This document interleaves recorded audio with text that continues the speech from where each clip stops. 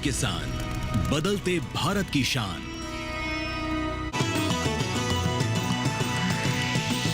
DD किसान, बदलते भारत की शान।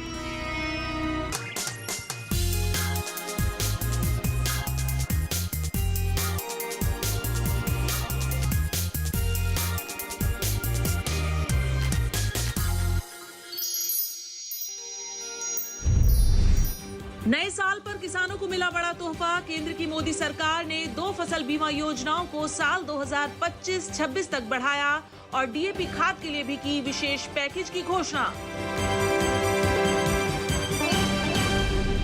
देश के कृषि सेक्टर में 4% उछाल का अनुमान। अच्छे मॉनसून के चलते खरीफ और रबी सीजन में बम्पर खेती से बना अनाज उत्पादन का नया रिकॉर्ड। और नई एग्री टेक्नोलॉजी से लैस होगा नया साल 2025। खेती में आर्टिफिशियल इंटेलिजेंस और मशीन लर्निंग के साथ ड्रोन टेक्नोलॉजी के इस्तेमाल को मिलेगा बढ़ावा। नमस्कार, मैं हूं चेतना त्यागी। हमेशा की तरह आज एक बार फिर हाजिर हूं आपका पसंदीदा शो मंडी.com लेकर। मंडी.com में आप किसान भाई बहनों के लिए जरूरी खबरों के साथ खेती के सिकंदर में शानदार प्रेरक कहानी के अलावा बीते सप्ताह के जरूरी कमोडिटीज के भाव भी हम आपको बताएंगे। सबसे पहले देख लेते हैं कि बीते सप्ताह जरूरी कमोडिटीज के भाव क्या रहे हैं।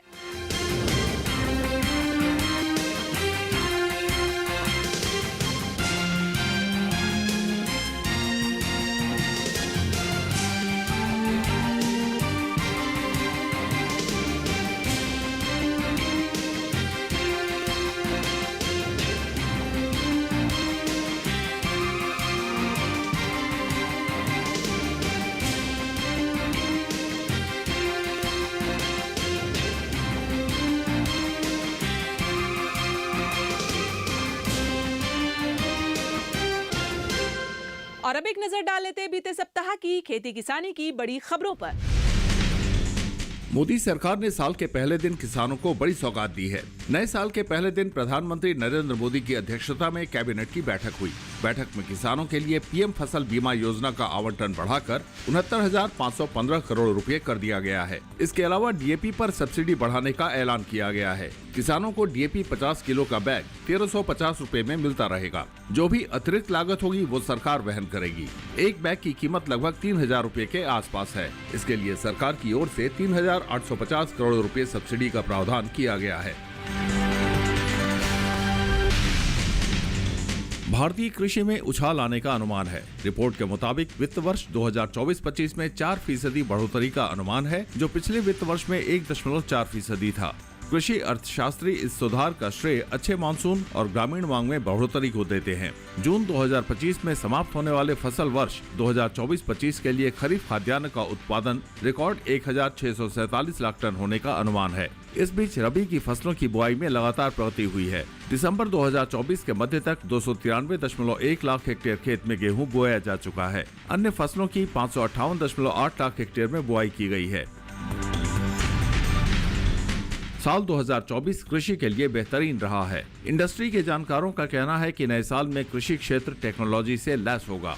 खेती में आर्टिफिशियल इंटेलिजेंस और मशीन लर्निंग के साथ ड्रोन टेक्नोलॉजी का इस्तेमाल बढ़ेगा। कृषि के तरीकों को आधुनिक बनाने के लिए डिजिटल कृषि मिशन और महिलाओं को कृषि में ड्रोन का इस्तेमाल करने के लिए सशक्त बनाने वाली नमो ड्रोन दीदी योजना जैसी सरकारी पहल ने खेती में इनोवेशन को बढ़ावा देने में अहम भूमिका निभाई है। देश में रबी फसल की बुआई 614 लाख हेक्टेयर से अधिक पहुंच गई है। कृषि मंत्रालय की रिपोर्ट के मुताबिक पिछले साल इसी अवधि में 313 लाख हेक्टेयर की तुलना में इस साल लगभग 319.74 लाख हेक्टेयर में गेहूं की खेती की जा रही है। साथ ही 136.13 लाख हेक्टेयर में दलहन की खेती की जा रही है। इसमें चना 93.98 लाख हेक्टेयर और मसूर 17.43 लाख हेक्टेयर में बोया गया है। मोटे अनाज की बुआई 47.77 लाख हेक्टेयर से थोड़ा बढ़कर 48.55 लाख हेक्टेयर पहुंच गई है। केंद्र सरकार किसानों को जैविक और प्राकृतिक खेती की दिशा में आगे बढ़ाने के लिए हर जरूरी कदम उठा रही है। तरह तरह की योजनाओं और पहल के जरिए किसानों को जैविक और प्राकृतिक खेती अपनाने के लिए प्रोत्साहित किया जा रहा है। इसी क्रम में जैविक उत्पादों के मानक अपडेट किए जा रहे हैं, जिससे वैश्विक बाजार में इन उत्पादों को बढ़ावा मिलेगा। नए मानक 9 जनवरी को जारी किए जाएंगे। नए मानकों के जारी होने से भारत के जैविक कृषि उत्पाद यूरोपीय संघ के मानकों के बराबर हो जाएंगे और प्रक्रियाओं में ज्यादा स्पष्टता और पारदर्शिता होगी। इसके साथ ही डेटा एनालिटिक्स के माध्यम से नियामक निगरानी भी मजबूत हो सकेगी। कृषि प्रधान देश भारत में जहां ज्यादातर लोग अपनी आजीविका के लिए कृषि पर निर्भर रहते हैं, वहां फसलों की सही कीमत का निर्धारण और उनका समय पर बिक्री करना एक बड़ा चुनौतीपूर्ण कार्य होता है। स्पॉट ट्रेडिंग के माध्यम से किसान अपनी फसलों को तुरंत कैसे बेच सकते हैं और समय से सुरक्षित भुगतान कैसे प्राप्त कर सकते हैं, खेती के सिकंदर में आज हम इसी विषय पर चर्चा करेंगे। लेकिन उससे पहले हम रुकेंगे यहाँ पर एक छोटे से ब्रेक के लिए।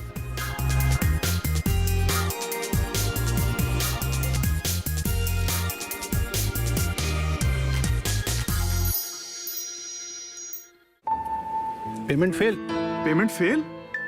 लेकिन पैसे तो कट गए, गई मेरी मेहनत की कमाई। हो जाएगी भरपाई, चिंता मत कर मेरे भाई।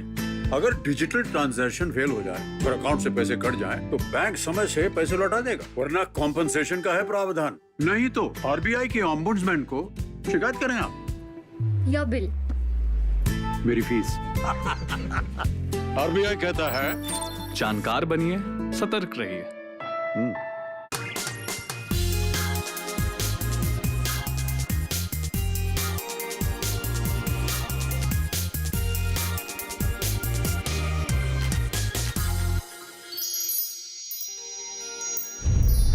एक बार फिर से स्वागत है आप सभी का मंडी.com में। और अब वक्त हो गया हमारी खास पेशकश खेती के सिकंदर का।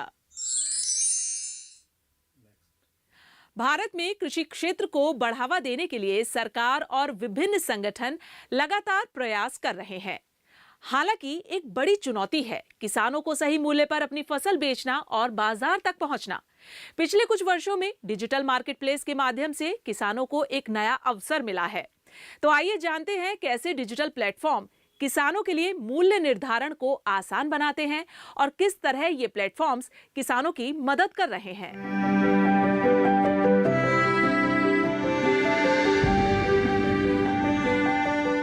भारत एक कृषि प्रधान देश है। यहाँ अधिकांश लोग अपनी आजीविका के लिए कृषि पर निर्भर हैं। हालांकि कृषि उत्पादों की सही कीमत का निर्धारण और उन्हें समय पर बाजार में बेचना किसानों के लिए बड़ी चुनौती है। इसमें स्पॉट ट्रेडिंग महत्वपूर्ण भूमिका निभा सकता है, क्योंकि इसमें किसान अपने उत्पाद को तुरंत बेच सकते हैं और उसी समय भुगतान ले सकते हैं। इसके अलावा खेती किसानी में ई मार्केट सिस्टम आने से किसानों के लिए लेन देन की प्रक्रिया और भी सरल हो गई है। पहले जहां किसानों को अपनी फसल की सही कीमत की जानकारी के लिए आढ़तियों पर निर्भर रहना पड़ता था, वहीं अब वे मोबाइल फोन के माध्यम से बाजार की वर्तमान स्थिति जान सकते हैं। इससे वे बेहतर फैसले ले सकते हैं और अपने कृषि को ज्यादा लाभदायक बना सकते हैं। डिजिटलाइजेशन मार्केट प्लेस का होने से या डिजिटल मार्केट आने से किसान को ये फ़ायदा मिला है कि वो अब आज के टाइम में एक ही जगह पे या तो मोबाइल पे या किसी कंप्यूटर शॉप पे जाके वो ये पता लगा सकता है कि उसके मार्केट का,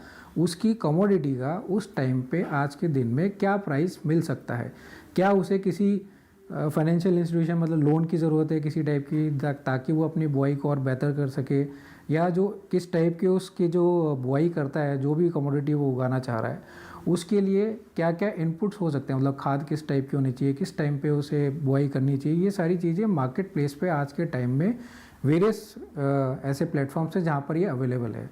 जैसे आपका ई-नाम एक मार्केट प्लेस है, सरकार की तरफ से वो चलता है, जिसके अंदर किसान अपना कोई भी बुआई किया हुआ लाके उसको उचित दाम पे बेच सकता है। इसी तरीके से NEML का कृषि वेद करके एक प्लेटफॉर्म है, जो कि उसको किसान कोई भी अपने बुआई वहाँ पर लाके उचित दामों पे बेच सकता है, इन सारी फैसिलिटीज़ के साथ में। डिजिटल मार्केट प्लेस से किसानों को सबसे बड़ा फायदा ये हुआ है कि उनकी पहुंच बढ़ गई है। अब उन्हें अपनी फसल का सही मूल्य मिल रहा है। जब से ऐसे प्लेटफॉर्म्स शुरू हुए हैं, तब से हर साल किसानों की संख्या में करीब 30 से 40% की बढ़ोतरी देखने को मिल रही है, खासकर जब से केंद्र सरकार ने FPO के गठन पर जोर दिया है। डिजिटल मार्केट प्लेस के आने के बाद किसानों को एपीएमसी यानी आधिकारिक कृषि उत्पाद बाजार समितियों तक जाने की आवश्यकता नहीं पड़ती है। किसान डिजिटल मार्केट प्लेस के माध्यम से जान सकते हैं कि उनकी फसल का आज के दिन क्या मूल्य हो सकता है, जिससे वे बेहतर व्यापारिक फैसले ले सकें। डिजिटल मार्केट प्लेस आने से जो किसानों को सबसे बड़ा फ़ायदा हुआ है, सबसे बड़ा फ़ायदा यही है कि उनकी रीच बढ़ गई है, उनको अपने माल का, उनकी जो फसल है उसके सही उसे मूल्य मिलता है। अब ये वृद्धि जो हमने देखी है, ये जब से चालू हुआ था तब से लेकर अब तक हर साल हम लगभग 30 से 40% ज़्यादा हमको दिखता है कि किसान इसमें साथ साथ जुड़ता जा रहा है। खासकर जब से सरकार ने भी एफपीओ और किसानों के ऊपर जोर देना शुरू किया है, ज़्यादा से ज़्यादा एफपीओ का फॉर्मेशन शुरू किया है, उससे ये फ़ायदा हो रहा है कि ब्लॉक लेवल और डिस्ट्रिक्ट लेवल पे जाके एफपीओ फॉर्मेशंस हो रहे हैं, जिस कारण से ज़्यादा से ज़्यादा किसान उनके संग जुड़ते हैं जो डिजिटल मार्केट प्लेस का यूटिलाइजेशन करते हैं। दरअसल मंडी के मुकाबले ई मार्केट प्लेटफॉर्म्स पर किसानों को कुछ अतिरिक्त सुविधाएं मिलती हैं जो दूसरे मार्केट प्लेस में उपलब्ध नहीं होती। जब किसान अपनी फसल बेचना चाहता है तो उसे ई मार्केट प्लेटफॉर्म पर फसल का उचित मूल्य मिलता है। इसके अलावा किसानों को एक डिजिटल अकाउंट दिया जाता है जिसमें खरीदार पहले से पैसा जमा करता है। ये व्यवस्था किसानों के लिए सुरक्षा का काम करती है। NEML के मार्केट प्लेस जो कृषि वेद करके है, उसमें कुछ फैसिलिटीज़ एक्स्ट्रा हैं जो बाकी कुछ मार्केट प्लेसेस में है भी और कुछ नहीं, कुछ में नहीं है। जैसे कि अगर कोई किसान अपनी कटाई को, फसल को बेचना चाहता है तो उसके लिए जो उसको उचित मूल्य मिलना चाहिए, पहली बात तो वो सामने एनिमल के प्लेटफॉर्म पे जो ट्रेडर या बायर जो होता है वो होता है। फिर वो क्या करता है कि उसको उसका पैसा मिलेगा या नहीं मिलेगा, उसके लिए एनिमल एक एस्क्रो अकाउंट या डिजिटल अकाउंट उसको एक देता है, जिसके अंदर जो खरीदने वाला है वो पैसा उसमें डाल के रखता है, ताकि किसान या एफपीओ को ये श्योरिटी होती है कि हाँ मेरा पैसा कहीं नहीं जा रहा है, मेरा पैसा मुझे मिलेगा जब मैं उसे ये सप्लाई दे दूंगा। तो ये एक तरीके का एश्योरेंस है मार्केट प्लेस के थ्रू किसानों को भी और एफपीओ को भी कि उनका जो पैसा आना है वो आया हुआ पार्क रखा हुआ है, वो पैसा जब वो अपना माल दे देंगे वो पैसा एनिमल कृषि वेद के थ्रू पास ऑन हो जाता है। डिजिटल प्लेटफॉर्म के जरिए किसानों को फसल बेचने के नए नए मौके मिल रहे हैं। पिछले साल केंद्रीय गृह एवं सहकारिता मंत्री अमित शाह ने ई समृद्धि पोर्टल लॉन्च किया था। यहाँ नेफेड और एनसीसीएफ के जरिए किसान सीधे अपनी फसल बेच सकते हैं।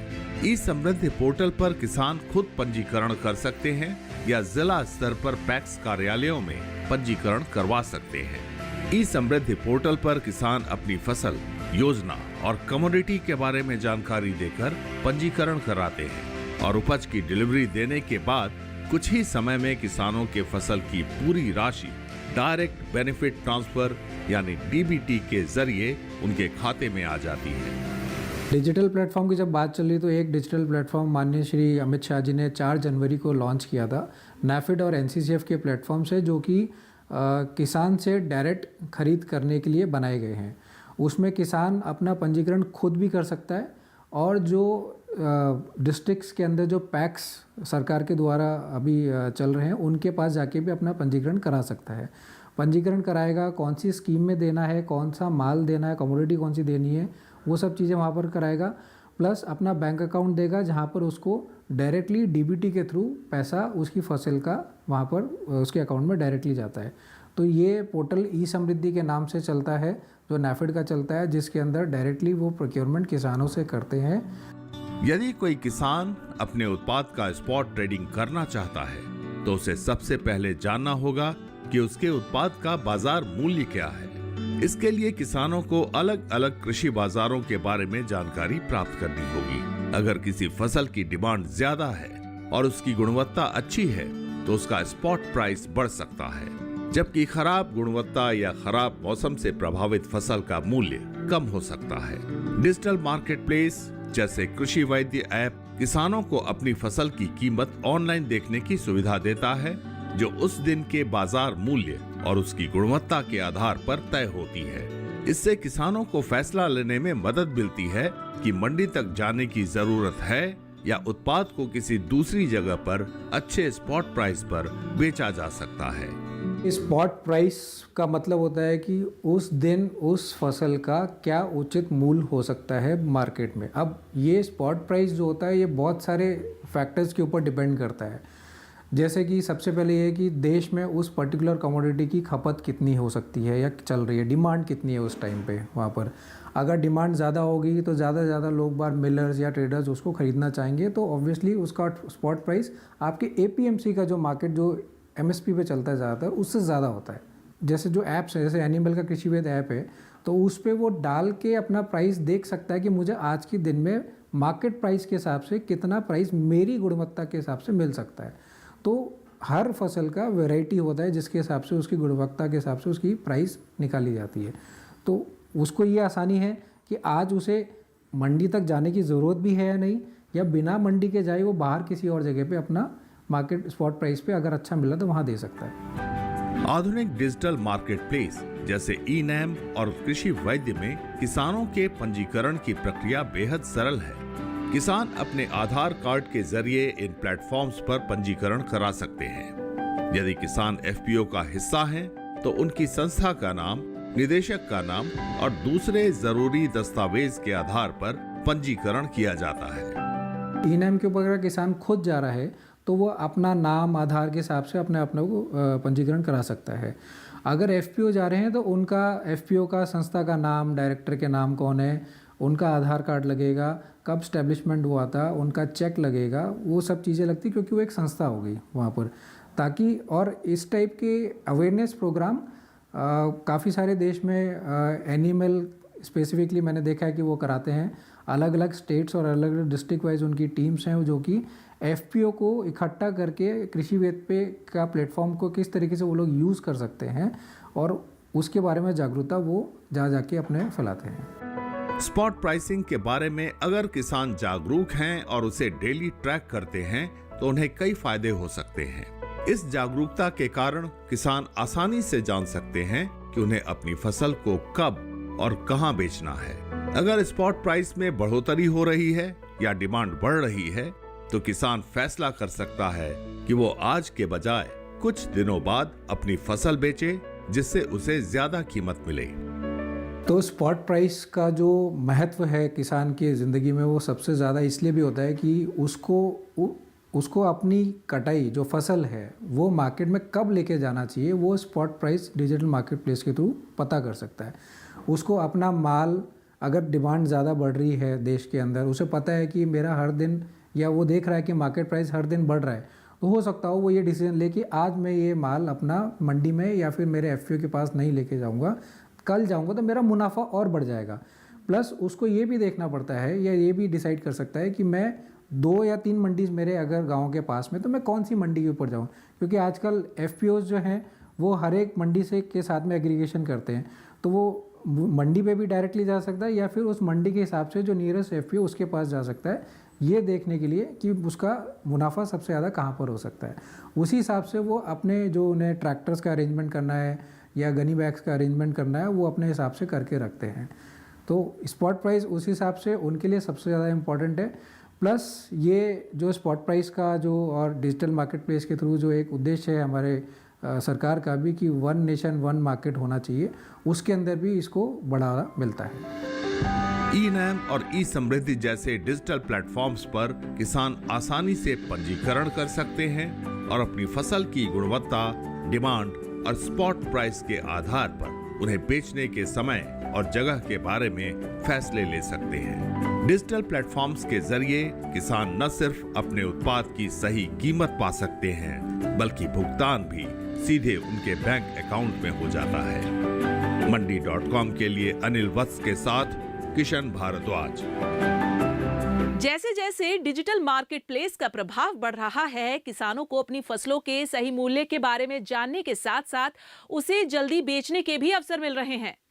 इस प्रक्रिया में स्पॉट ट्रेडिंग किसानों के लिए खास फायदेमंद साबित हो रही है, क्योंकि वो तुरंत अपने उत्पाद को बेच सकते हैं और तत्काल भुगतान प्राप्त कर सकते हैं। यहाँ रुकेंगे एक और छोटे से ब्रेक के लिए। ब्रेक के बाद खास आपके लिए NCDX पाठशाला।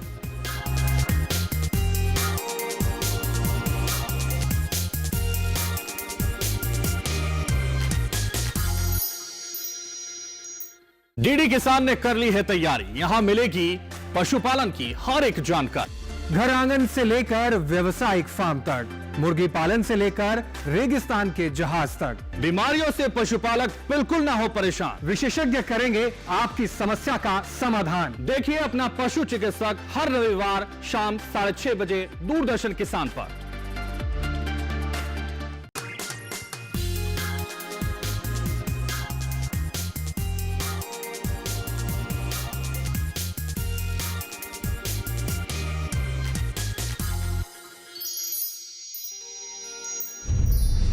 ब्रेक के बाद स्वागत है आप सभी का। आप देख रहे हैं मंडी.com और अब वक्त हो गया है NCDX पाठशाला का। तो आइए आपको लेकर चलते हैं माइक्रो इकोनॉमिस्ट बीरेन वकील के पास और जानते हैं उनसे कि कमोडिटी मार्केट में डिजिटल प्लेटफॉर्म्स किसानों के लिए किस तरह से मददगार साबित हो सकता है। NCDX पाठशाला में आप सभी का स्वागत है। आज हम यहाँ वायदा कारोबार यानी कमोडिटी फ्यूचर्स के बारे में बात करेंगे।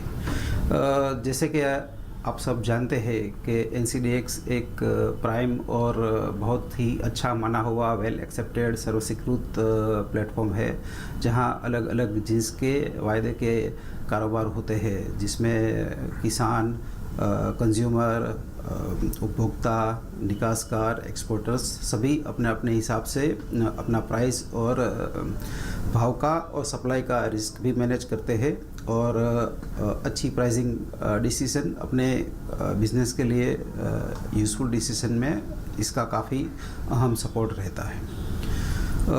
अगर किसान की हित में, किसान के फ़ायदे के लिए ये प्लेटफॉर्म किस तरह इस्तेमाल किया जाता है, किस तरह यूज़फुल उपयोगी है, वो अगर हम बात करें तो सबसे बड़ा फ़ायदा तो ये है कि ये एक ओपन और ट्रांसपेरेंट प्लेटफॉर्म है, जहां किसी भी चीज़ का सही दाम क्या होना चाहिए वो ये प्लेटफॉर्म बता सकता है।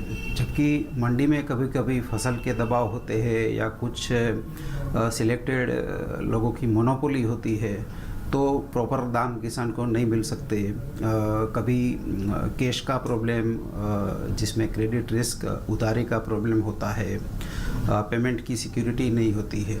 तो ये जो प्लेटफॉर्म है उसमें पेमेंट भी स्टैंडर्ड है और नॉर्म्स भी पहले से डिस्क्राइब किया हुआ है कि भाई कौन से दिन आपको डिलीवरी मिलेगी या आप डिलीवरी देंगे, तो काफ़ी सर्टेनिटी का एलिमेंट आ जाता है। इसमें हम एक एग्जांपल लेके बात करें तो जैसे आप मंडी में सोयाबीन लेके जाते हो, मंडी में फसल का बहुत दबाव है और नेचुरली दबाव होने के कारण बायर वेट कर रहा है कि कल सस्ता मिलेगा, तो बायर नहीं ले रहा है माल और आपको मजबूरन नीचे भाव में माल बेच के आना पड़ता है। यही जगह अगर आप NCDX प्लेटफॉर्म पे आते हो, आपने देखा कि अभी फसल का भाव 3000 है आपकी उपज का और फ्यूचर्स सामने 3050 में बिक रहा है, तो आप एक महीना आपका फसल होल्ड करके इसमें बेचते हो तो आपको वो 50 रुपया ज़्यादा मिल सकता है और आपकी पेमेंट भी सिक्योर है। तो इस ज़माने में ये काफ़ी टेक्नोलॉजी के हिसाब से इम्पैक्ट कॉस्ट भी सस्ता हो गया और आपको सही प्राइस आपकी फसल के मिलने में ये प्लेटफॉर्म काफ़ी उपयोगी साबित हो रहा है। मंडी.com में आज बस इतना ही। अगले सप्ताह मैं फिर आऊंगी किसानों को प्रेरणा देने वाली सफलता की एक कहानी और दूसरी जरूरी खबरें लेकर। तब तक के लिए नमस्कार और आप देखते रहिए दूरदर्शन किसान। आपकी राय हमारे लिए बहुत महत्वपूर्ण है। आप हमारे टोल फ्री नंबर पर कॉल कर सकते हैं और अपनी राय दे सकते हैं। साथ ही आप ईमेल के जरिए भी हमें अपनी राय दे सकते हैं। हमारा ईमेल पता है ncdexmandi@gmail.com।